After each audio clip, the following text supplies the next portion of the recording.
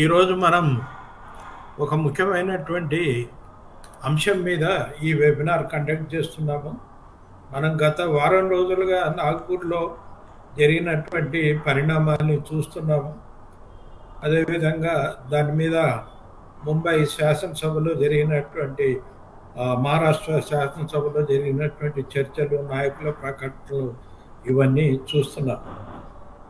అక్కడ ఈ సంభాజీ నగర్ అనేటువంటి జిల్లాలో, మహారాష్ట్రలోని జిల్లాలో ఔరంగజేబ్ సమాధి ఉంది.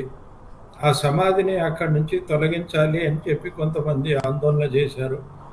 ఆ సందర్భంగా దిష్టి బొమ్మతో పాటు ఒక చెద్దర్ను కూడా వాళ్ళు దగ్ధం చేశారు. ఆ చెద్దర్ మీద ఖురాన్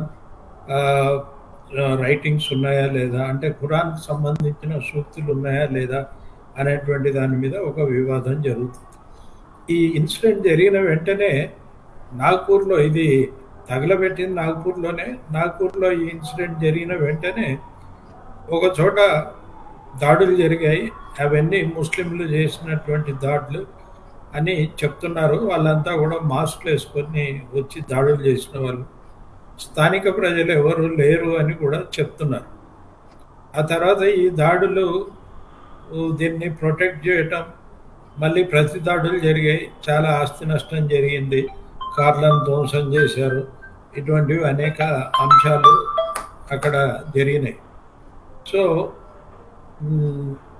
ఈ అసలు ఔరంగజేబ్ సమాధి అనేటువంటిది ఇప్పుడు చాలా ముఖ్యమైనటువంటి అంశంగా ముందుకు తీసుకొస్తున్నారు. దీనికి ఏంటంటే, దీనికి పూర్వరంగం, ఈ వివాదానికి పూర్వరంగం ఛావా అనేటువంటి ఒక సినిమా. ఆ సినిమాలో ఔరంగజేబును పెద్ద విలన్గా చిత్రీకరించి శివాజీ కుమారుడు అయినటువంటి సంభాజీని ఆయన చాలా హింసించాడు అనేటువంటిది ఆ సినిమాలో చూపించారు. దాంతో ఈ జనం రెచ్చగొట్టబడి ఇటువంటి ఆందోళనలకు వీటన్నింటికి కూడా పూనుకున్నారు. ఈ సినిమాను బీజేపీ ప్రమోట్ చేసింది అనేటువంటి విమర్శలు కూడా ఉన్నాయి. ఎందుకంటే ఈ సినిమా చూడడానికి మొత్తం మంత్రివర్గం అంతా కూడా, మహారాష్ట్ర మంత్రివర్గం అంతా కూడా ఒకరోజు వెళ్ళి ఈ సినిమాను చూసింది. ఈ అల్లర్లు జరిగిన తర్వాత మాత్రమే ఫడ్నవీస్, మహారాష్ట్ర ముఖ్యమంత్రి దేవేంద్ర ఫడ్నవీస్ ఈ అల్లర్లకు సినిమా కారణం అని అంటున్నాడు. కానీ ఇటువంటి అల్లర్లకు కారణమైనటువంటి సినిమాను సెన్సార్ వాళ్ళు ఎందుకు నిరాకరించలేదు, ఆ సీన్స్ ఎందుకు కట్ చేయలేదు అనేటువంటిది ఒక ప్రశ్నగా ఉంది. ఏమైనా కూడా మనం చూస్తున్నాము, సమాధులు, మసీదులు, లేకపోతే ఇంకొకటి, ఇటువంటి అంశాల మీద మొత్తం దేశం తగలబడేటువంటి పరిస్థితి వచ్చింది. కనుక ఈరోజు మనం ఎంచుకున్నటువంటి topic, what is important, is it nation or graves? ఏది ముఖ్యం, సమాధుల, దేశమా అనేటువంటి అంశం మీద మనం ఈరోజు ఈ వెబినార్ నిర్వహించబోతున్నాం. ఇందులో మొదట డాక్టర్ రామ్ పున్యాని గారు, బాంబే ఐఐటి నుంచి ప్రొఫెసర్గా రిటైర్ అయ్యారు. ఆయన చాలా గ్రంథాలు రాశారు. ఆయన మాట్లాడతారు. ఆయన మాట్లాడిన దాన్ని మధ్య మధ్యలో ఆయన బ్రేక్స్ ఇస్తాడు. నేను దాన్ని తెలుగు అనువాదం మీకు చెప్తాను. ఆయన మాట్లాడిన తర్వాత ఏవైనా ప్రశ్నలు ఉంటే ఈ చూస్తున్నటువంటి వాళ్ళు ఆన్లైన్లో ఆ ప్రశ్నల్ని అడగవచ్చు. Now I request Dr. Professor Ram Punyani to start his talk. Thank you, sir. Good evening, friends, and thank you, Vinay Kumar, for inviting me for this very interesting topic, whether nation needs to dig the tombs or nation needs to build industries and scientific institutions and universities. That's a very important question. So as you have probably introduced in the topic about the current debate in Maharashtra, it is not a debate, it's an aggressive imposition by the ruling party with Chief Minister Devendra Fadnavis. He had been talking about Aurangzeb right from the last few months or a year or so. Even before elections, he was condemning those people who have put Aurangzeb's DP on their mobiles. He called them children of Aurangzeb, and he was very harshly criticizing them. Now, after the film Chhawa came, it raised the emotions against Aurangzeb sky high. Now, this film, which is a fiction, part of fiction, it is a 126-minute film, out of which, leaving aside the ethics, there is no ethics in this, ethics and beauty in the film. It devotes 40 minutes, nearly 1/3 of the time of the film, on showing the gruesome violence against Chhatrapati Sambhaji Maharaj. So as that was shown, people were glued to the, many people liked, got infuriated and emotionally very packed against Aurangzeb.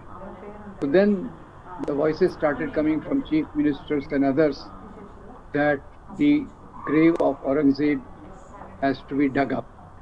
Of course, Fadnavis was careful to say that this is an archaeologically protected monument, so government can't support it.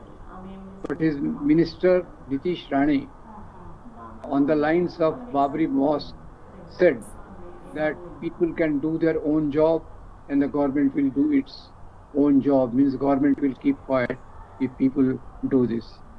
One analogy I'd like to give before I go further, and that is all politics which is done in the name of religion has nothing to do with democracy. It has nothing to do with the future of the poor people, average people. It focuses on the past history to demonize the weaker sections of society, to demonize the minorities. I am reminded of Taliban. When Taliban came to power in Afghanistan, there were severe problems because of cold, diseases, hunger and other things. But Taliban focused on demolishing the statues of Lord Gautam Buddha, which were there from last 1600. So now see, in Maharashtra, it is riddled with so many problems. State government is having under severe debt, and problems of farmers, students, they are all there. And at this time, government is hinting about Aurangzeb's grave and how to remove it. Means government is not saying how to remove it, but government has hinted that there is no place for this grave in Maharashtra.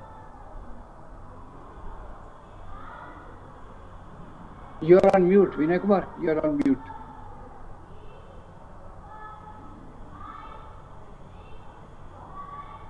Vinay Kumar, you are on mute.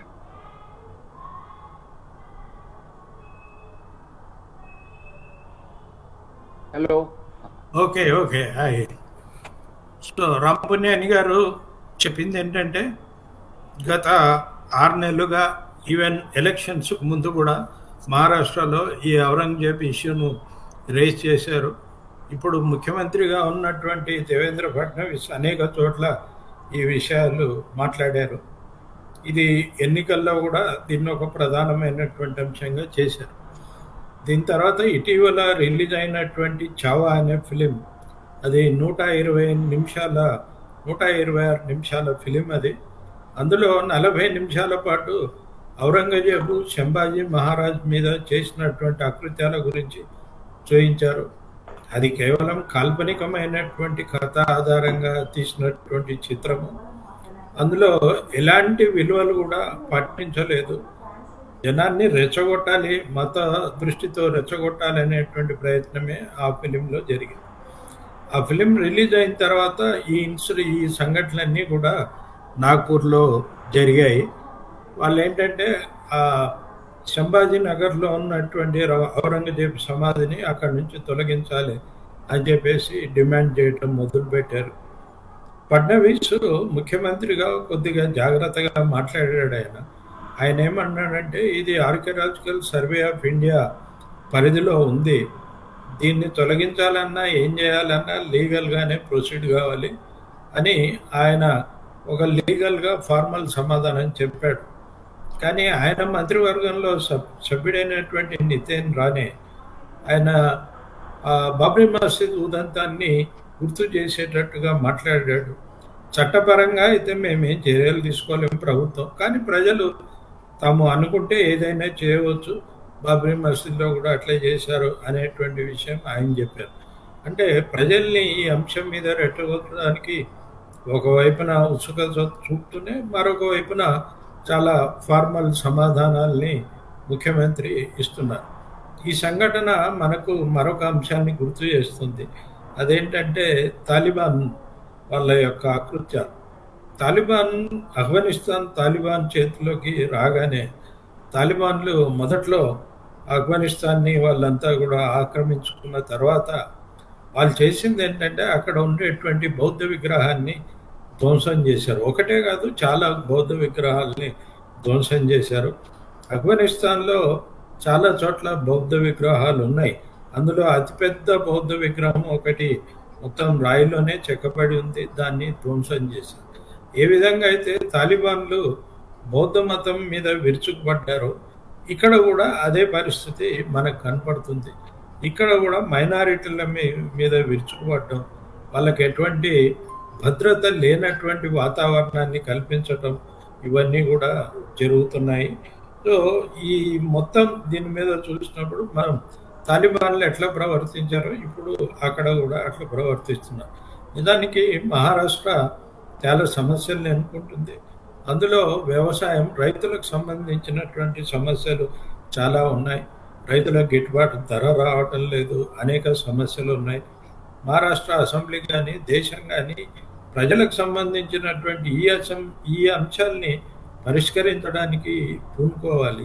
కానీ దానికి బదులుగా ప్రజల్లో మత విద్వేషాలు రెచ్చగొట్టేటువంటి పనిని BJP చేస్తుంది. ప్రభుత్వం ఒకవైపున దాన్ని మేము సపోర్ట్ చేయటం లేదు అంటూనే మరొక వైపున ఆ రెచ్చగొట్టేటువంటి చర్యలకు మద్దతు ఇచ్చేటువంటి విధంగా అక్కడ ప్రవర్తిస్తుంది అనేది మనకు కనిపిస్తుంది. Sir, So basically, Aurangzeb is being demonized. He is being defamed on a basis of selective history, on the basis of communal history. They say that Aurangzeb was a very cruel king because he tortured Hindus. He was out to have create problems for Hindus as much as possible, as seen in the film Chhawa against Chhatrapati Sambhaji Maharaj. So first point to note is that Aurangzeb ruled for 49 to 50 years, and during his rule he was not against Hindus at all. First point I will say that in Aurangzeb's court, Aurangzeb's administration, 33% of officers, 33% of his allies, they were Hindus. Professor Athalari points out that amongst all the Mughal kings, Aurangzeb had maximum number of Hindu officers in Aurangzeb's court. Number two, Sambhaji was a political rival. Many times Sambhaji collaborated with Aurangzeb in Aurangzeb's fight against Shivaji, Aurangzeb's fight against Adil Shah of Bijapur. That time Sambhaji was part of Mughal army. But same Sambhaji, when he wanted to create his defend his empire, Aurangzeb and Sambhaji had a bitter rivalry, and in that Aurangzeb had an upper hand. And incidentally, even in this rivalry, Aurangzeb had sent one of his officers called Rathod, a Hindu. Hindu was leading Aurangzeb's side in fight against Sambhaji. So this point that he was torturer of Hindus is totally wrong, because when rival kings fight, they don't fight for religion, they fight for power. And In this, the victor king generally humiliates the defeated king. There are many examples where Hindu kings, when he defeated another Hindu king before the Mughal administration, Mughal rule and all that, they used to demolish the Kula Devata, you can translate it Kula Devata, temple of the defeated Hindu king. So similar rivalries were there amongst Hindu kings also. Similar rivalries were there amongst Muslims themselves. So I will just point out that what is to remember is that while Aurangzeb did this type of things, he also ensured the safety of Hindus. He also ensured that the economic structure of the country that time improves. The last sentence I will say in this is that during Aurangzeb's time, India's contribution to global GDP was nearly 25%, which was highest in the world.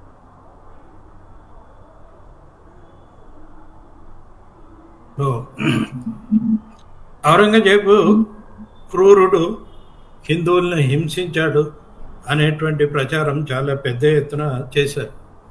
Aurangzeb చక్రవర్తిగా భారతదేశాన్ని 49 ఏళ్ల నుంచి 50 ఏళ్ల దాకా అంత period ఆయన పరిపాలించాడు.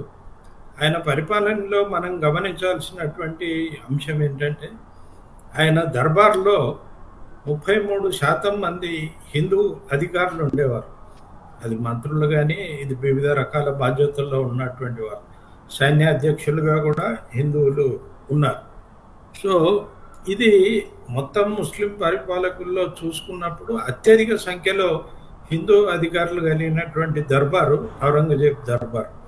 కనుక ఆయన పరిపాలనని మతం ఆధారంగా చూడడానికి అవకాశం లేదు. ఆ విధంగా చూసుకుంటే ఏ రాజు పరిపాలన అయినా మతాన్ని బట్టి ఉండదు. ఔరంగజేబ్ చక్రవర్తిగా చాలా సామ్రాజ్యాల్ని ఆయన రాజుల్ని ఓడించి కలుపుకున్నారు.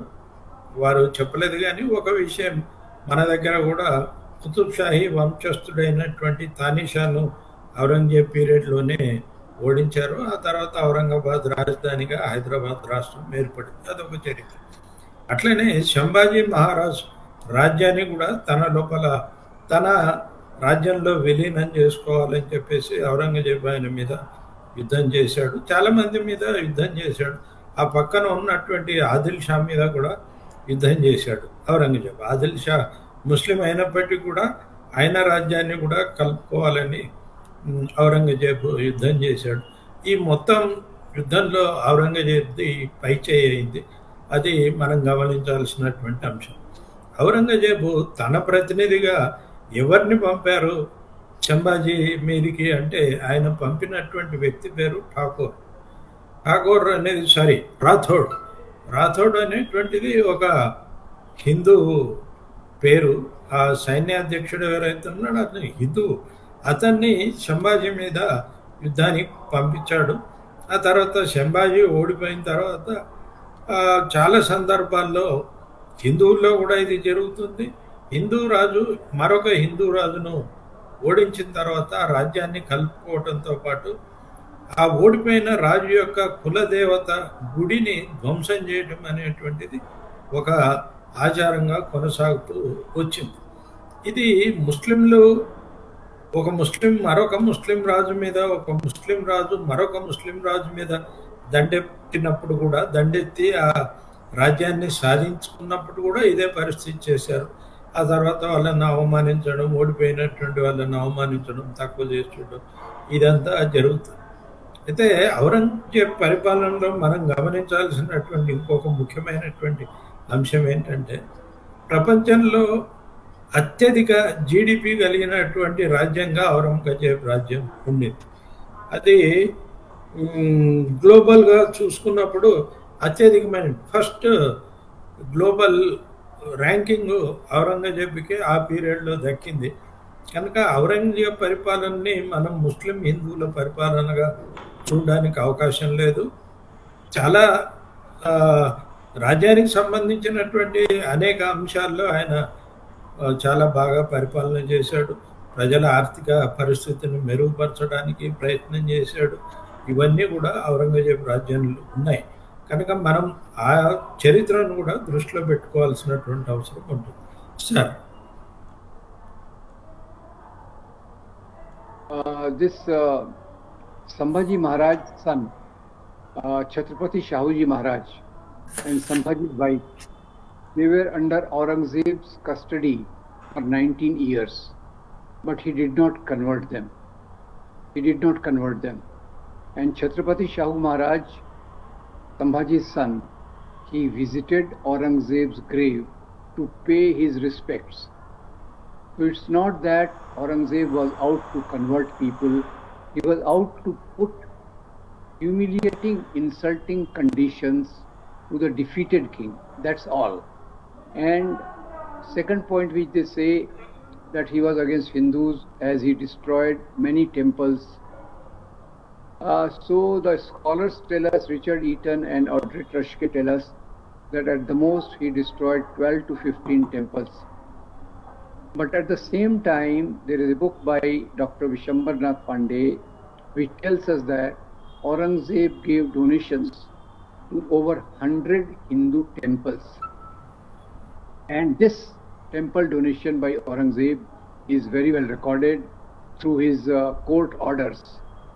Some of the temples which I remember that Aurangzeb donated was Chitrakoot Balaji Temple, Kamakhya Devi Assam Guwahati Temple, Mahakaleshwar in Ujjain, and Lord Krishna Temple in Vrindavan. So you please see that he destroyed some temples. Why? He did not destroy because he was anti-Hindu. He destroyed those temples because sometimes his rebel people were hiding there, number one. Number two, sometimes some immoral acts were going on in the temple. And number three, if the rival king was a Hindu, Aurangzeb, that time also he destroyed it, not to insult Hinduism, but to insult the defeated king. So this is a major charge which people put against Aurangzeb, that he was temple destroyer, he destroyed lakhs of temples, which is totally wrong. And the last point I must tell, that even about conversion, I am repeating that. I already said that he did not convert the people. One example is Chhatrapati Shahu Maharaj, Sambhaji Maharaj's son, who was under Aurangzeb custody. And at the same time, as I told, that in Aurangzeb administration, 33% of the officers were Hindus. And thirdly, he ruled for 50 years. But the percentage of Muslims did not go up during that period. Last point I would like to tell, that kings do not convert. Kings do not spread their religion. There is only one example of a king who spread his religion, and that name is Emperor Ashok. Barring Ashok, no other Muslim king, no other Hindu king, no other king tried to convert others. So this is the third thing. And lastly, they say he was cruel because he imprisoned his father, he killed his brothers for the sake of power. Now, that was not a democratic society. That was the era of kingdom. And how do powers pass on from the king to his inheritors? There was generally a power struggle within the royal family, not only amongst Muslims, but also amongst Hindus. Some examples I'll tell you. Emperor Ashok came to power by killing many of his brothers. Even the film Chhawa shows that Sambhaji Maharaj, his brother Rajaram, who was from the another wife of Chhatrapati Shivaji Maharaj, Soirabai's son Rajaram, he tried to poison Sambhaji Maharaj.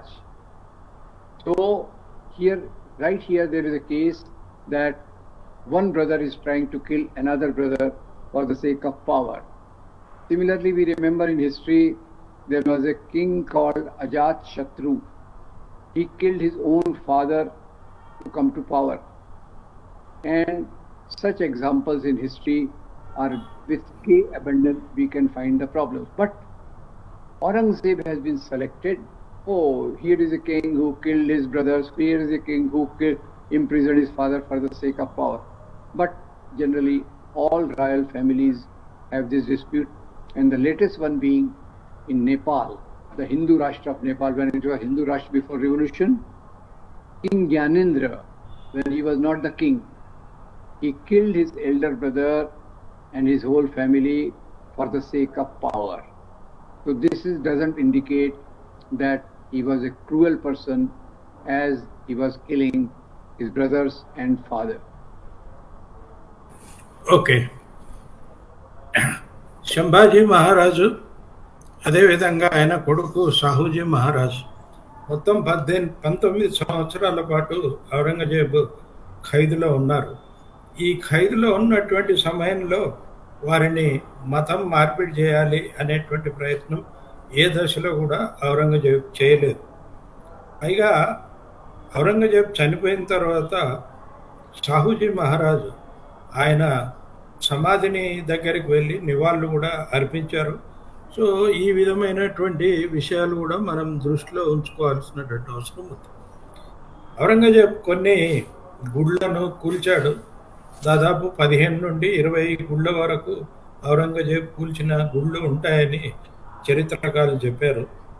దిశంబర్ రావు పాండే అనేటువంటి అతను రాసినటువంటి చరిత్రలో ఔరంగజేబు 15 నుంచి 20 గుళ్ళ దాకా ధ్వంసం చేసినప్పటికీ ఒక 100 గుడుల పునరుద్ధరణకు లేదా నిర్మాణానికి ఆయన సహాయం చేశాడు అని చెప్పి రాశారు. మనకు గౌహతిలో ఉన్నటువంటి చాలా ప్రాముఖ్యమైనటువంటి గుడి కామాక్షి గుడి, అదేవిధంగా చిత్రకూట్లో ఉండేటువంటి గుడి, తర్వాత బృందావన్లో ఉన్నటువంటి గుడి, ఇవన్నీ కూడా ఇవి గుళ్ళ అభివృద్ధికి ఆయన ప్రత్యేకంగా డబ్బులు ఇచ్చాడు.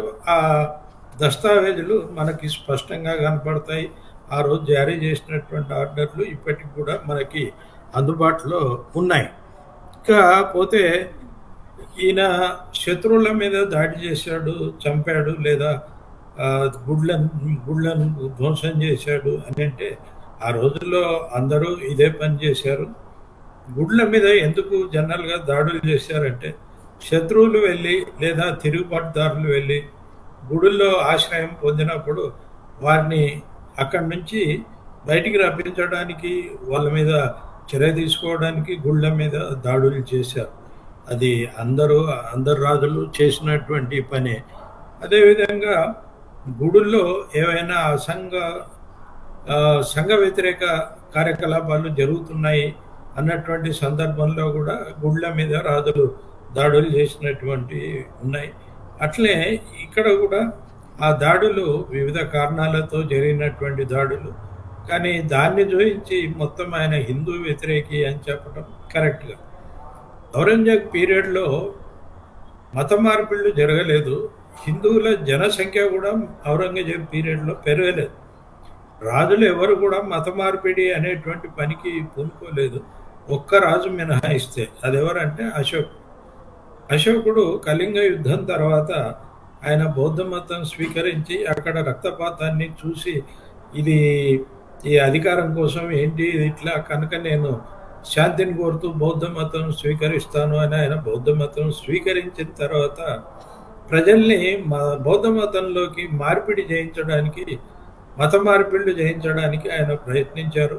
ఇది మినహాయిస్తే మనకు చరిత్రలో ఎక్కడ కూడా ముస్లిం రాజులు కానీ హిందూ రాజులు కానీ మత మార్పిడి చేయడానికి ప్రయత్నించారు అనేటువంటి సంఘటనలు మనకి ఎక్కడ కనపడవు.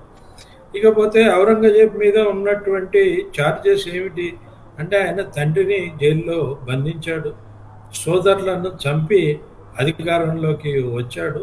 ఇవన్నీ కూడా ఉన్నాయి, ఇవన్నీ వాస్తవాలు. అది అన్ని రాజకుటుంబాల్లో కూడా జరిగినాయి. ఈ అంతర్గత కలహాలు లేనటువంటి రాజకుటుంబం ఏది ఉండదు. అది హిందువులైనా ముస్లింలైనా ఆ రోజు ఉన్నటువంటి రాచరిక పరిపాలనలో ఇది సర్వసాధారణమైనటువంటి అంశం. ఆ రోజున్నది ప్రజాస్వామిక పరిపాలన కాదు, రాజరిక పరిపాలన. యుద్ధం చేసి వాడు అధికారంలోకి రావాలని ప్రయత్నం చేశాడు. ఔరంగజేబు కూడా అదే పద్ధతుల్లో తన సోదరులను చంపాడు, తండ్రిని ఖైదు చేసి అధికారంలోకి వచ్చారు. అట్లా మనం చూస్తే అశోకుడు కూడా తన సోదరులను చంపిన తర్వాతే ఆయన అధికారంలోకి వచ్చారు. తర్వాత బౌద్ధ మతం స్వీకరించి శాంతి అనేటువంటి సందేశాన్ని తీసుకెళ్ళాలి అని చెప్పినటువంటి అశోకుడు కూడా అదే పని చేశాడు.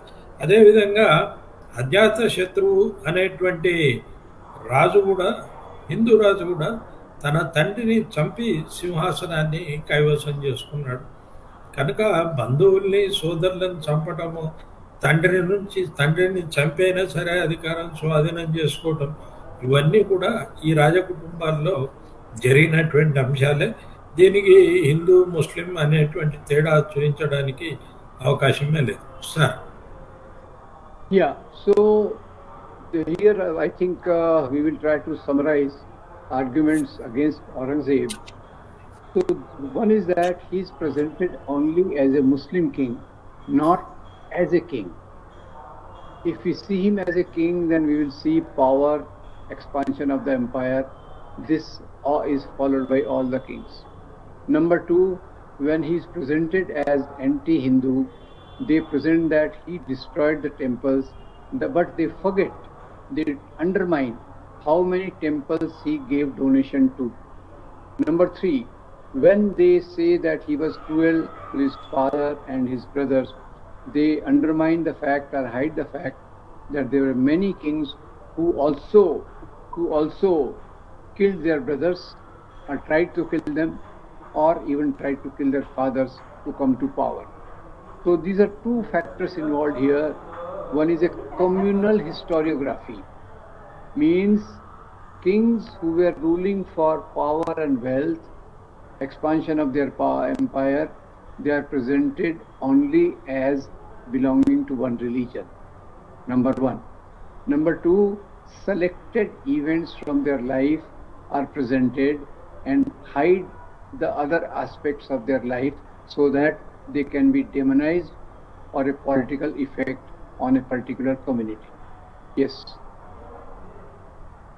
ఇక్కడ ఔరంగజేబును ఒక రాజుగా చెప్పటం కాకుండా అతన్ని ఒక ముస్లిం రాజుగా చెప్పటంలోనే మనం దీన్ని ఈ ప్రచారం ఎందుకు చేస్తున్నారు అనేటువంటి విషయాన్ని గమనించవచ్చు. ఔరంగజేబు యాంటీ హిందూ వ్యతిరేకి అనేటువంటిది కేవలం ప్రచారం మాత్రమే.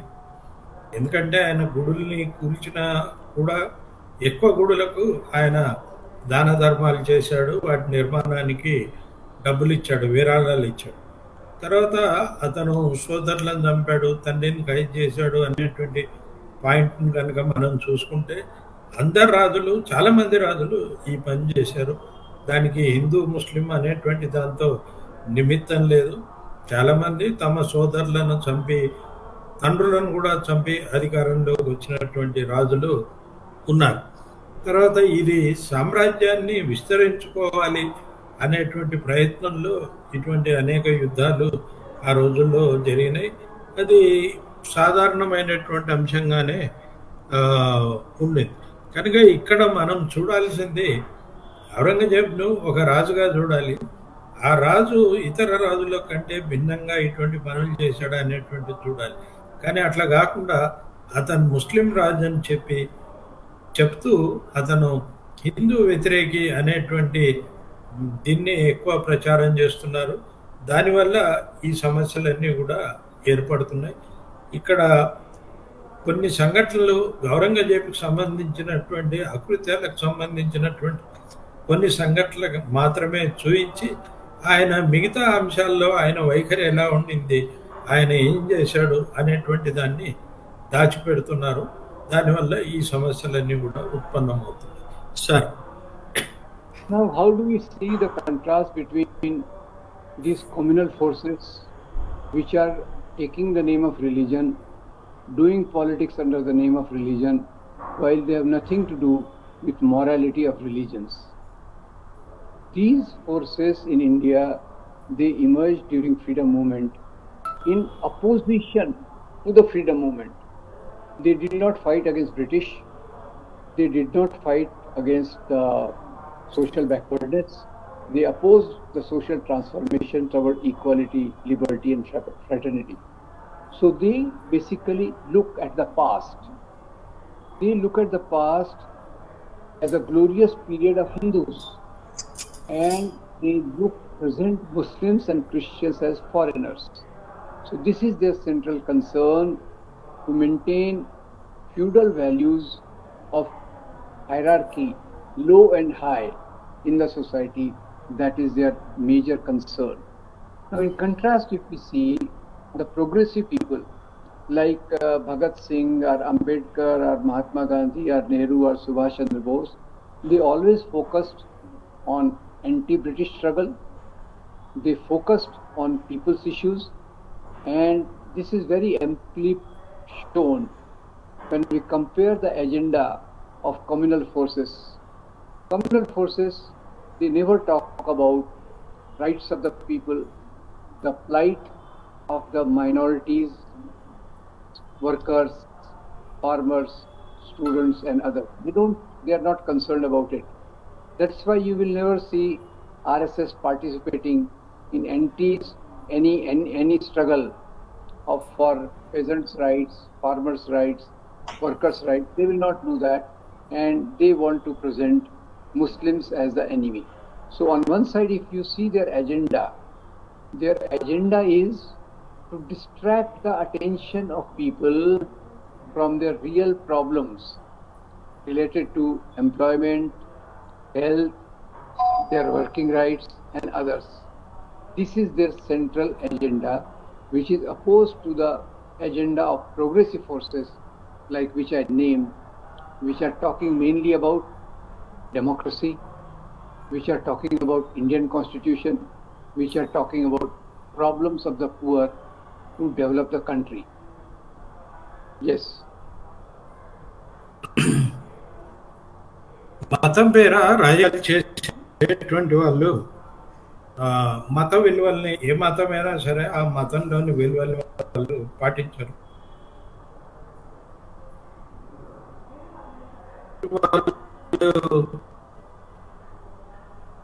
ఎలాంటి విలువలు పాటించకుండా దుష్ప్రచారాలు మాత్రమే చేస్తుంటారు. క్రైస్తవులు, విదేశీయులు అనేటువంటి ప్రచారం చేస్తుంటారు. ఇది మనం స్వాతంత్ర పోరాటంలో కనుక గమనిస్తే భగత్ సింగ్ కానీ, మహాత్మా గాంధీ కానీ, సుభాష్ చంద్రబోస్ కానీ, జవహర్లాల్ నెహ్రూ కానీ వాళ్ళ యొక్క వైఖరి చాలా భిన్నంగా పద్ధతిలో ఉపయోగించుకోవటం అనేటువంటి చేయలేదు. ఈ పని ఎవరు చేశారు అంటే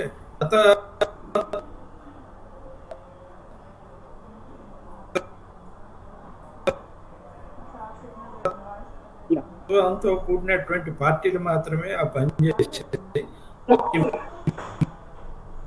మతతత్వ పార్టీలు, సంస్థలు ఏవి కూడా బ్రిటిష్ త్యాగాలు చేశారు. కానీ వీళ్ళెవరు కూడా ఆ బ్రిటిష్ వ్యతిరేక పోరాటంలో వీళ్ళెవరూ లేరు.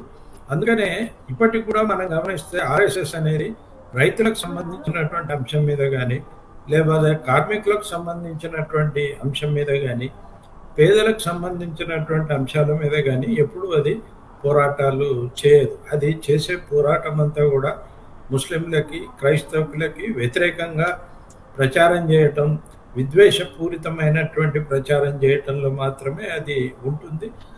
బ్రిటిష్ పాలన సమయంలో కూడా ఈ సంస్థలు ఎప్పుడు కూడా బ్రిటిష్ వ్యతిరేక పోరాటంలో పాల్గొనలేదు. ఇది మనం దృష్టిలో పెట్టుకోవాల్సినటువంటి అంశం. ప్రజల పక్షంలో వీళ్ళు ఎవరు లేరు. వారి ఎజెండా అంతా కూడా ప్రజల్ని మత ప్రాతిపదిక మీద చీల్చడం అనేటువంటిదే వారి ప్రధానమైనటువంటి ఎజెండాగా ఉంటూ వచ్చింది. సార్. Yeah.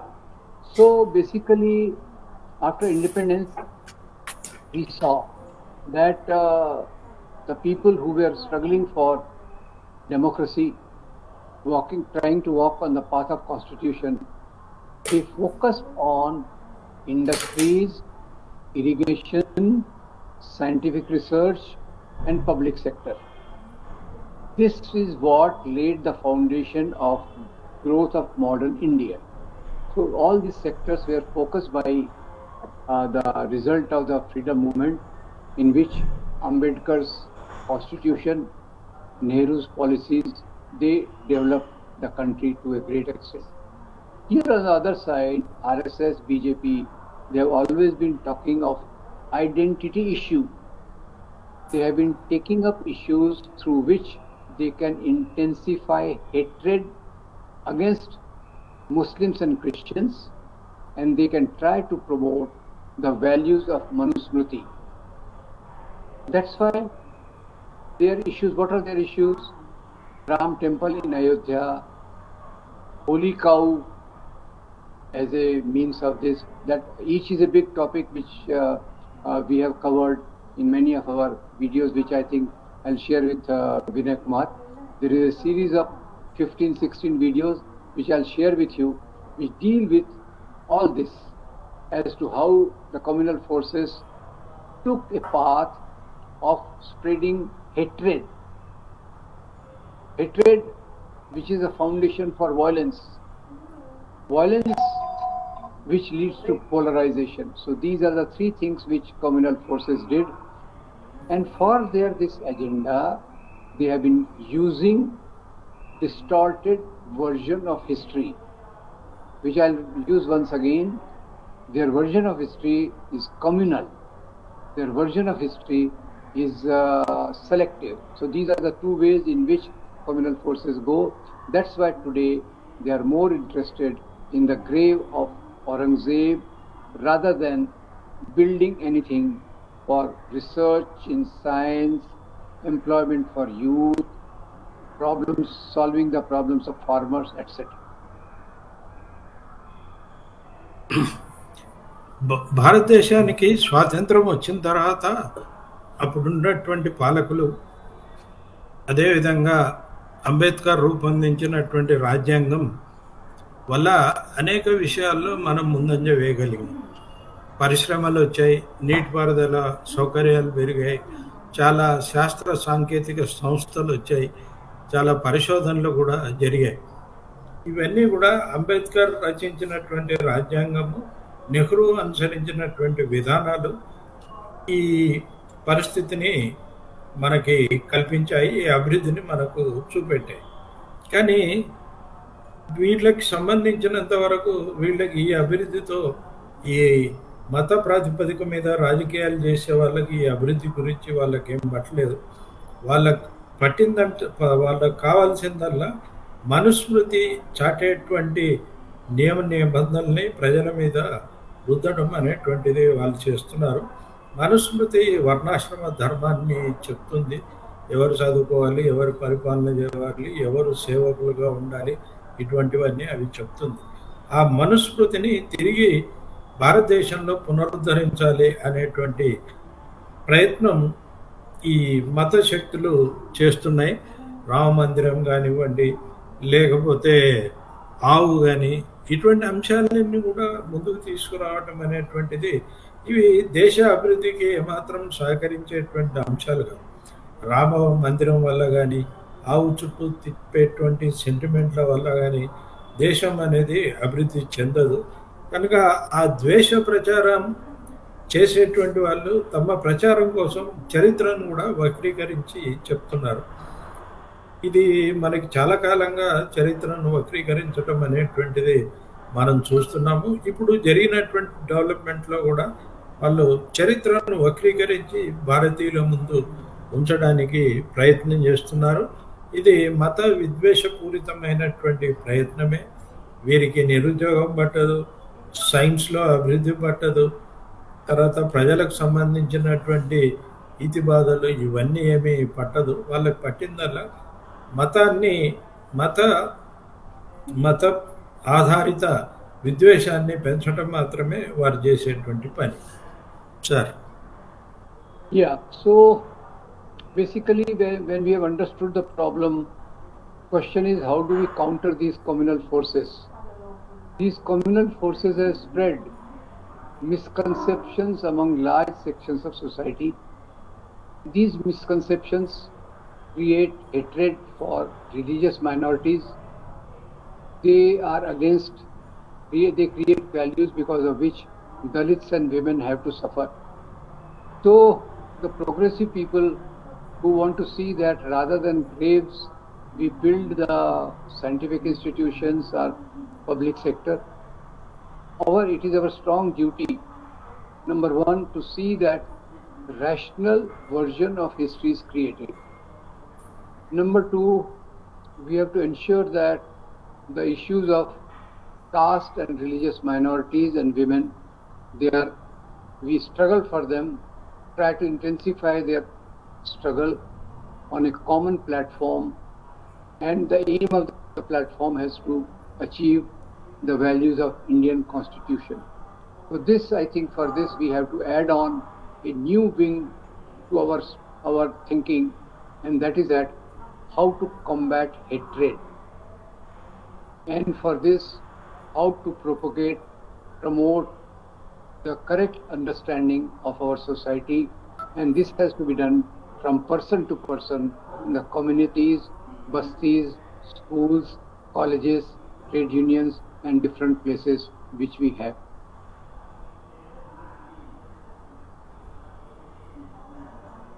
మరి ఈ స్థితిని ఎలా మనం తిప్పికొట్టాలి అనేటువంటిది ఒక ప్రధానమైనటువంటి ప్రశ్న. ఇది ఈరోజు భారతదేశంలో ఉండేటువంటి జనాభాలో ఎక్కువ మంది జనాభాలో రకరకాల అపోహలు వీరి వల్ల వాళ్ళకి కలిగాయి. ఆ అపోహల నుంచి వాళ్ళని బయటపడేయాల్సినటువంటి అవసరం ఉంది. ఇందులో ఈ అపోహలు వీటన్నిటి వల్ల మన సొసైటీలో, భారతీయ సొసైటీలో దళితులు, మహిళలు ఎక్కువగా కష్టాలకు, నష్టాలకు గురవుతున్నారు. కనుక వారి అభ్యున్నతికి చేపట్టాల్సినటువంటి చర్యల గురించి మనం మాట్లాడాలి. వాటి మీద ప్రజల్ని చైతన్యం పరచాలి. తర్వాత ఇప్పుడు చరిత్రను పూర్తిగా వక్రీకరిస్తున్నారు కనుక హేతుబద్ధమైనటువంటి చరిత్ర రచన అనేది జరగాలి. దాన్ని ప్రజల ముందు ఉంచాలి.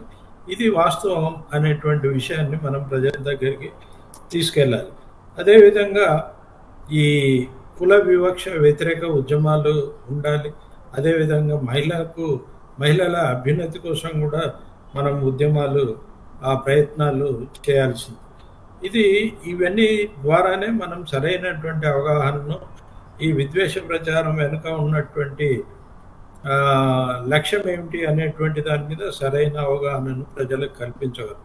ఇది ఎట్లా కల్పించగలమంటే మనం పక్క వాళ్ళతో చర్చించటం, అంటే వ్యక్తిగతంగా వ్యక్తులతో మాట్లాడటం, సమూహంలో మాట్లాడటం, ఇక రకరకాల వేదికల నుంచి ఈ శాస్త్రీయమైనటువంటి అంశాలని ప్రజల దృష్టికి తీసుకెళ్ళటం అనేటువంటిది చేస్తే, అట్లా చేయడం ద్వారా మాత్రమే మనం ఈ పరిస్థితిని తిప్పికొట్టగలము.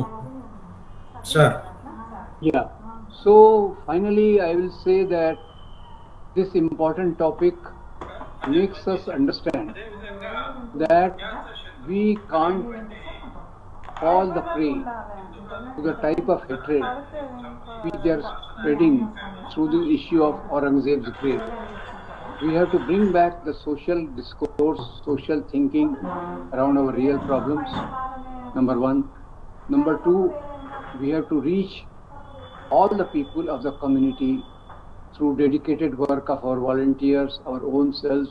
How do we reach the community with a correct message which summarizes the values of Bhagat Singh, Ambedkar and Gandhi, which takes along the values of Indian Constitution to build a future away from the communal hate and a integrated fraternal society in the future.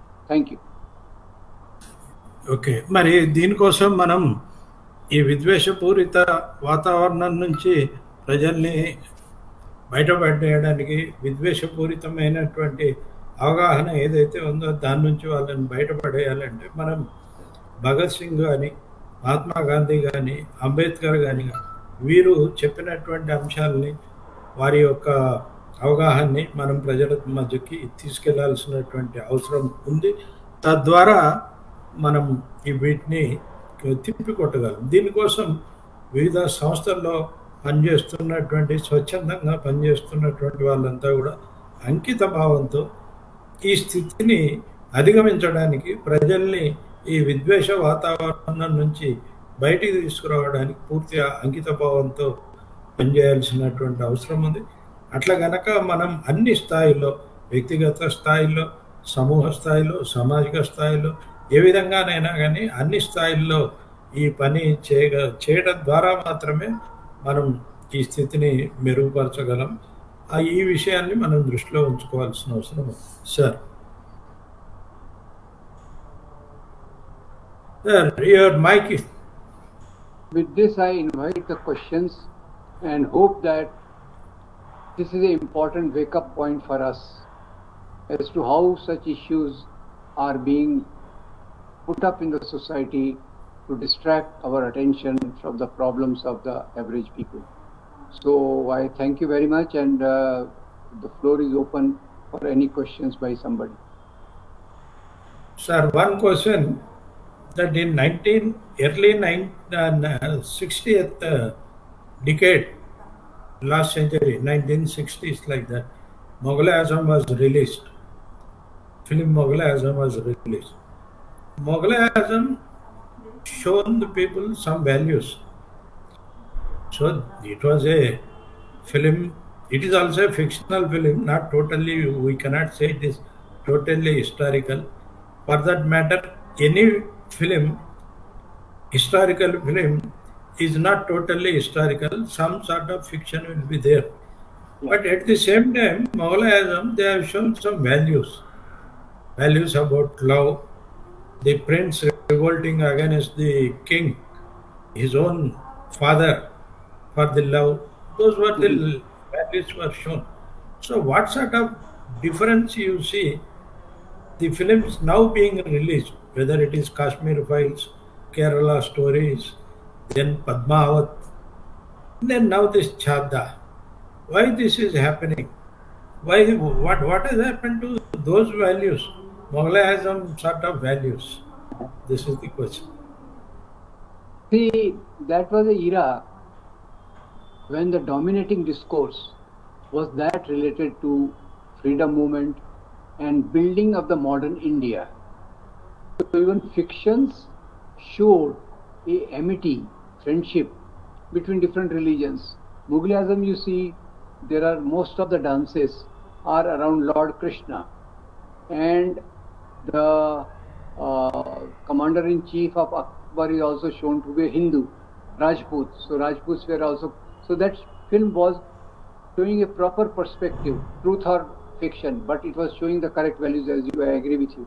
So after 1990s, the whole atmosphere has been vitiated.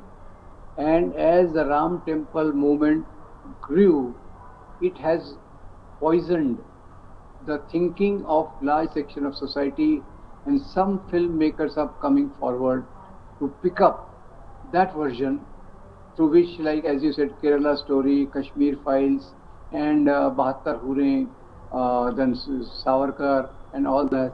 These are all films which are totally a distorted image of what happened in the history. So some filmmakers also want to take advantage of the situation and make films like this. Plus also, there is an atmosphere in the society. Like in 1950s, as you are correctly saying, most of the filmmakers, film writers, they were on the progressive side of society. But now many of the big actors and all that, filmmakers, they are conservative, becoming conservative because of the influence of the Hindu right-wing politics. So it is a reflection of times that such things, such films and such discourses are being made popular in the society. It's a tragic thing for our country. So ప్రశ్న ఏంటంటే 1960 దశకంలో మొఘల్-e-ఆజం అనేటువంటి హిందీ చిత్రం release అయింది. చాలా విజయవంతంగా అది నడిచింది. ఆ ఫిలింలో అది అక్బర్కు సంబంధించినటువంటి చరిత్ర. ఆ ఫిలింలో జహంగీర్ అక్బర్ కొడుకు ప్రేమ కోసం తండ్రిని ఎదిరిస్తాడు.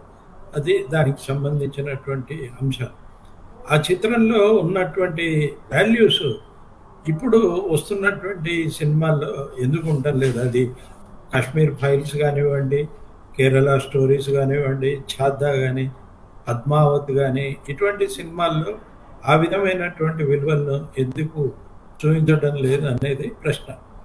దీనికి రాంపుణ్యాని గారు చెప్పినటువంటి సమాధానం ఏంటంటే, నిజమే, అది స్వాతంత్రోద్యమ పోరాటం నుంచి బయటపడినటువంటి ఆ స్వాతంత్రం సాధించిన తర్వాత ఉన్నటువంటి ఎర్లీ పీరియడ్.